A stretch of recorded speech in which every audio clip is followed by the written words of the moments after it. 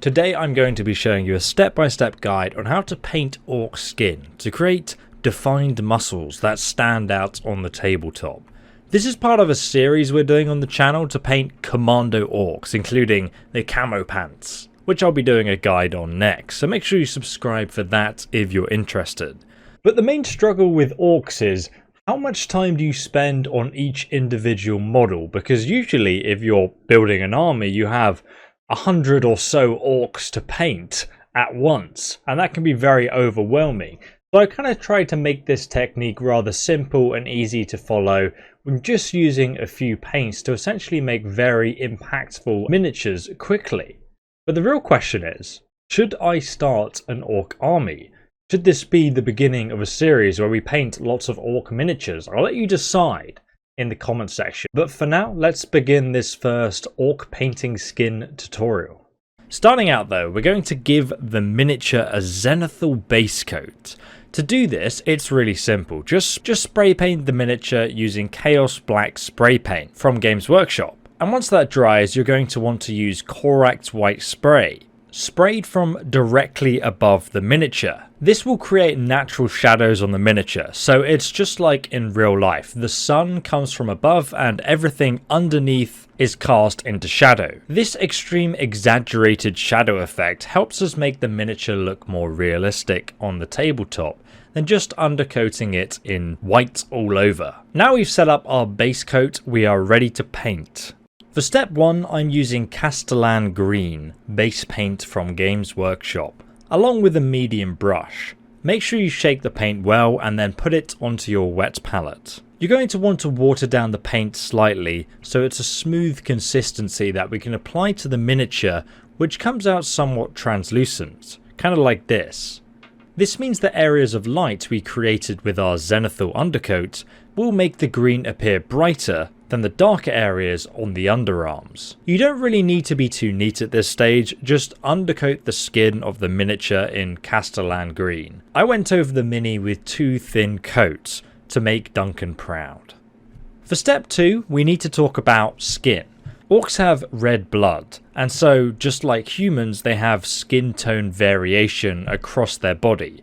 In areas where their skin is fuller or thinner, like the elbows or the nails and face, we can see red blood that shows through the skin, like someone with rosy red cheek, or how the tips of your fingers are slightly redder because you can see your blood through your skin. To emulate this on orcs, we're going to be using Bugman's Glow, another base paint that we'll be using for the thinner areas of skin around the elbows, the lips, the nails, and also the palms. To get the right blend of paint, I'm going to be mixing the Bugman's Glow with Castellan Green on my wet palette so I can create a nice smooth transition between the two.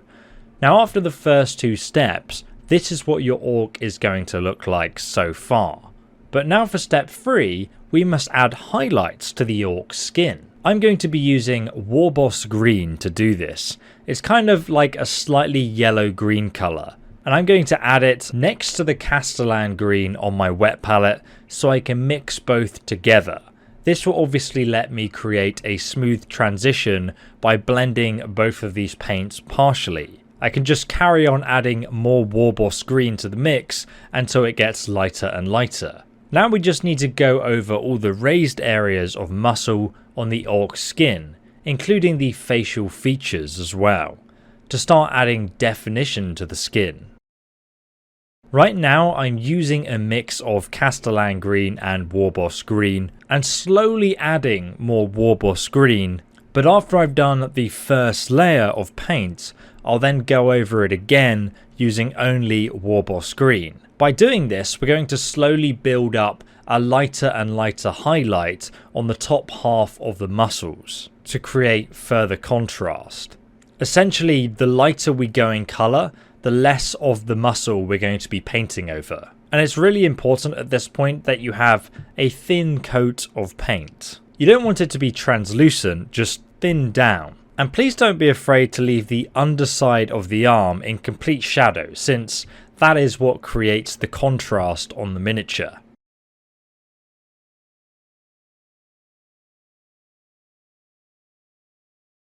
Next, for step 4, we're going to be adding Flesh Gitz Yellow to the Warboss Green to create an even brighter saturated highlight. As you can see, I'm mixing both together on my wet palette to create this brighter yellowy green colour. Now, as we apply these brighter colours to the model, we're focusing our attention on the top parts of the muscle and the arms that would be lit the brightest from above.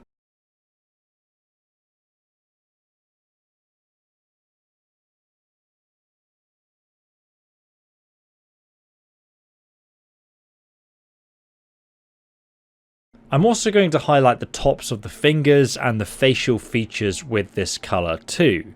Now, when I highlight these facial features, it's mainly just any sort of areas of skin or bone or cheekbones that stick out.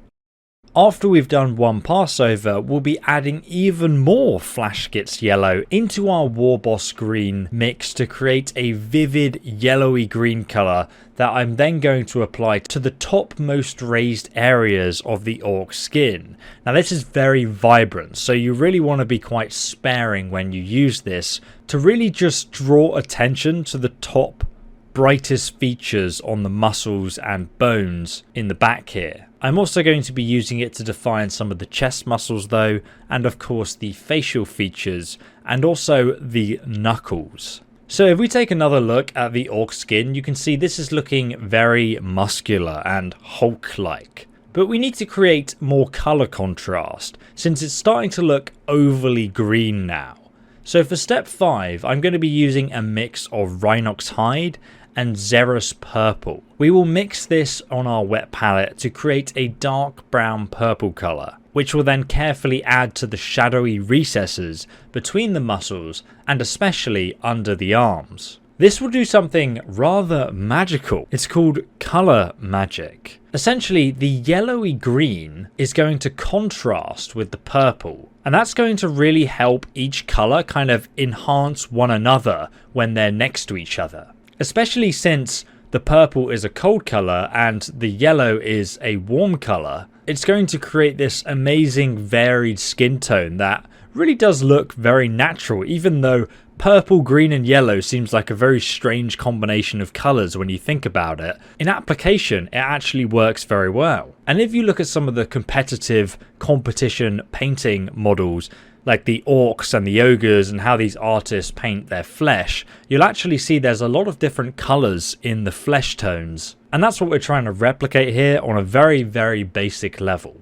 So do take your time with this part. We're really just adding this small purpley brown colour into all the muscles, recesses and underarms. Apply it sparingly and less is definitely more. Lastly though, for step 6, we have the final details and highlights to the skin.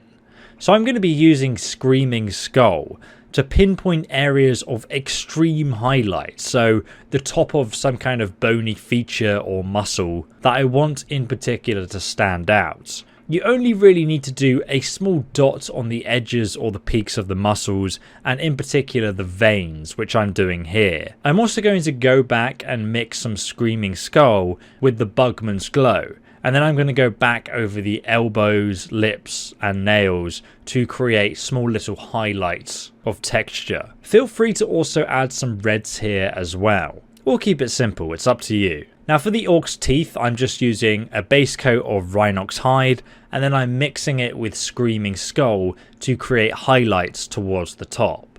And in this case, this Ork doesn't actually have any eyes, but on this other example, I'm going to be using Ultramarines Blue and then Screaming Skull on the eyes to add a little bit of a highlight to it. Alternatively, you could also have red eyes, blue eyes or orange eyes. It's really up to you, but feel free to personalize this Ork skin recipe to your army's tastes and flavors. Well, my friends, I hope you enjoyed this video. If you found it helpful, you can actually check out my next tutorial on how to paint Ork combat pants, and then I'll probably make it into a bit of a series, and who knows, maybe we'll branch out and paint some of the other new Ork models that Games Workshop are releasing. It's always time dependent because this is my second channel. My main channel is my main focus and income on YouTube. This is more of a passion project for me, and if you like it, by all means subscribe, drop a like on the video before you go, and I'll see you in the next one. Goodbye.